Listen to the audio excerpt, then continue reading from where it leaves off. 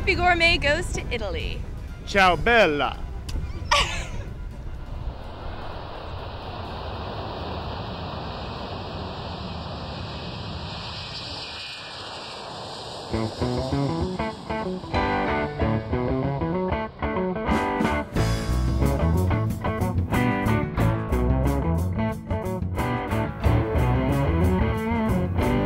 Arriving in Italy, yeah man.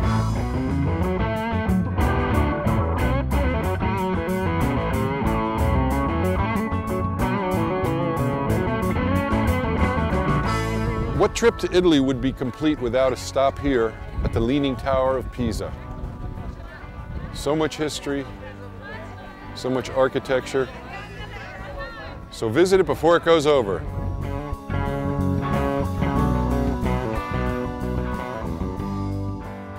They're in the process of keeping it up with some modern technology.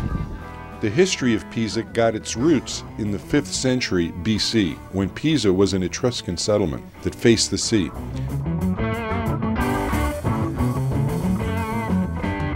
A further development transformed Pisa in the 11th century into one of the most powerful Italian maritime republics.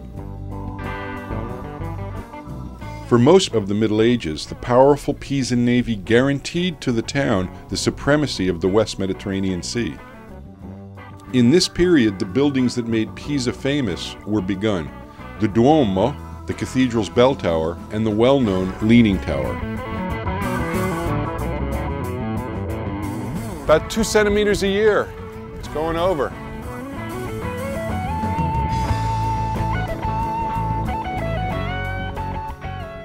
The people that come to Pisa all do their part to hold up the tower. Some people think it's Tai Chi, but no, they're actually holding up the Leaning Tower of Pisa. Somebody help me. These guys need all the help they can get. They're working like crazy trying to preserve this piece of history. I can't take this thing by myself. 2 centimeters a year. Here it goes.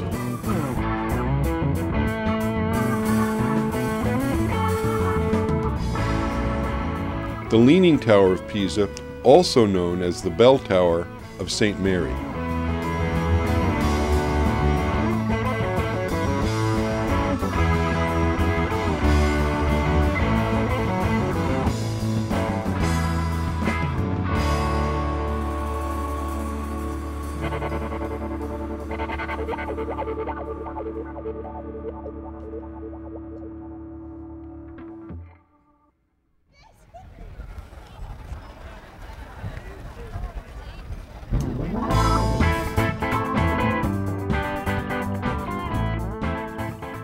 Unlike many great buildings of the time, the Tower of Pisa does not serve a practical purpose. It was constructed as a boastful statement to Pisa's nemesis, Florence.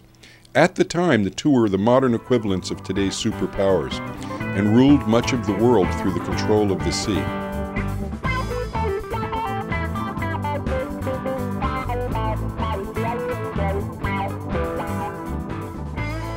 In fact, construction of the tower was interrupted because of wars in 1178 with Florence, 1185 with Florence again, and in 1284 with Genoa.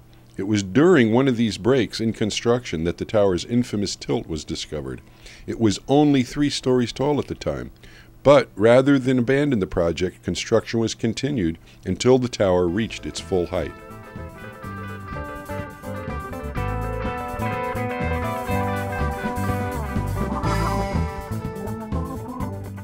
There are 2 theories why the tower leans. The most popular reason is because the unstable soil beneath. The other one is that it was constructed that way, for who knows why. There have been several attempts to straighten the thing out, actually jack it up, counterbalances, subsoil, etc. But everybody's come accustomed to this lean, so they've absolutely fell in love with the angle.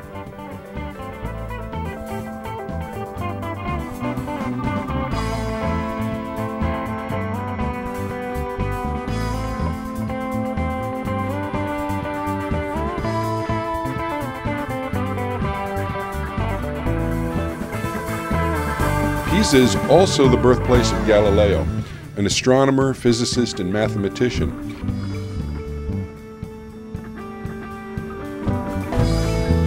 was also the birthplace of Fibonacci, known for discovering many equations and defining the Fibonacci spiral.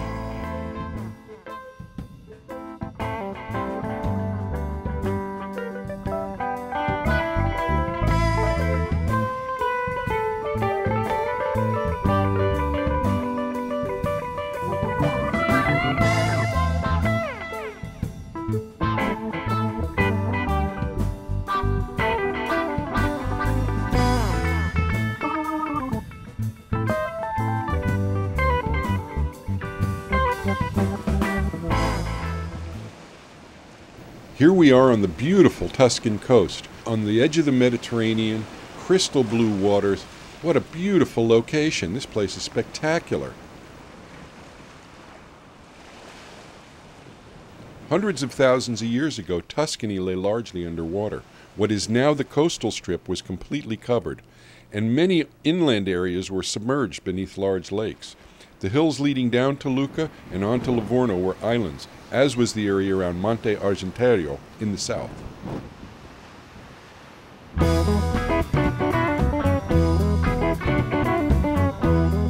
As the lakes receded and the river basins were formed, the low-lying silt deposits built up to form what are now the modern-day Tuscan plains of Florence, Pisa, Grosseto, and Pistoia. The successive Ice Age saw glaciation in the Tuscan-Emilian Apennines, and it was during this period that several large volcanoes were active in southern Tuscany. In the late Middle Ages and throughout the Renaissance, Tuscany was the center of the arts and learning. The Tuscan spoken language became the literary language of Italy.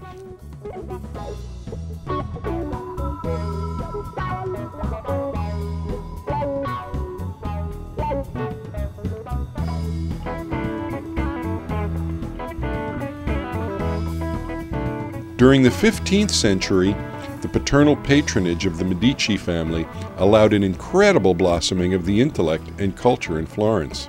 Tuscany enjoyed 2 centuries of relative stability and continuity, allowing a trauma-free transition from medieval feudality to the modern age.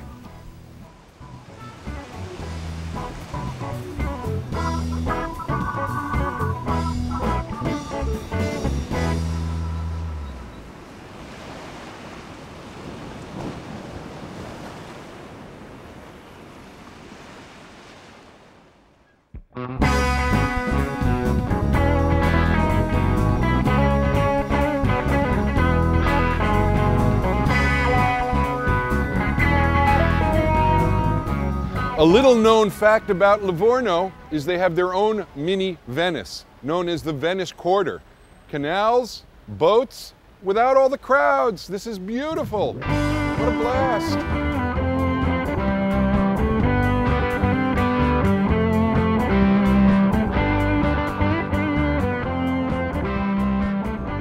Livorno was founded in 1577 and built by Buontalente, commissioned by the Medicis, who won an important access to the sea.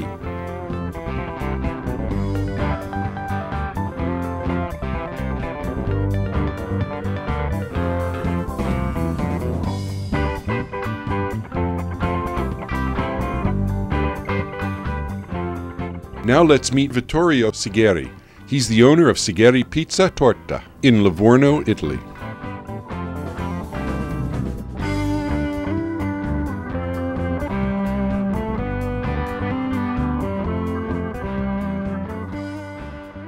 Founded in 1912, Siegheiri Pizza and Torta is a family-owned business for all these years.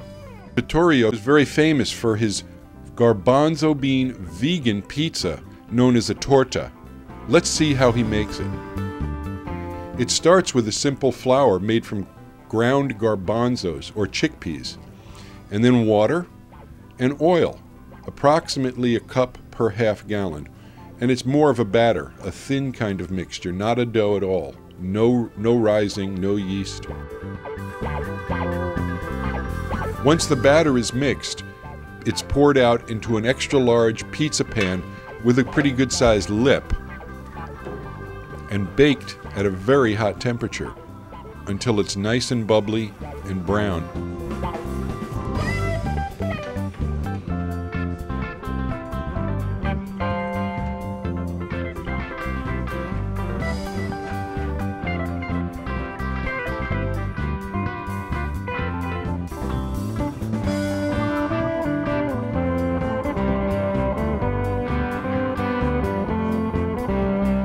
This thing throws an amazing heat.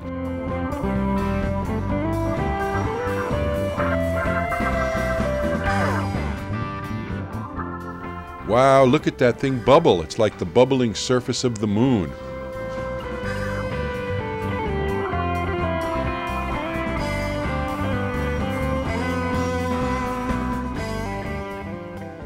It only took 5, maybe 7 minutes cooking time.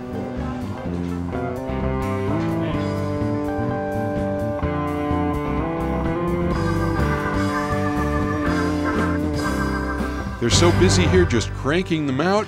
The people love them. They're just lining up. It's just a steady flow of people. They know exactly what they want and where to go to get them.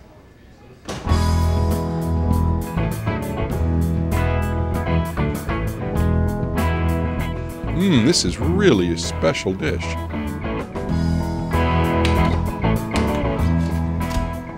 And here Vittorio slices it up into little wedges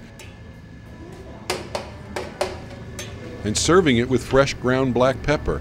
Some pepper. And you can try.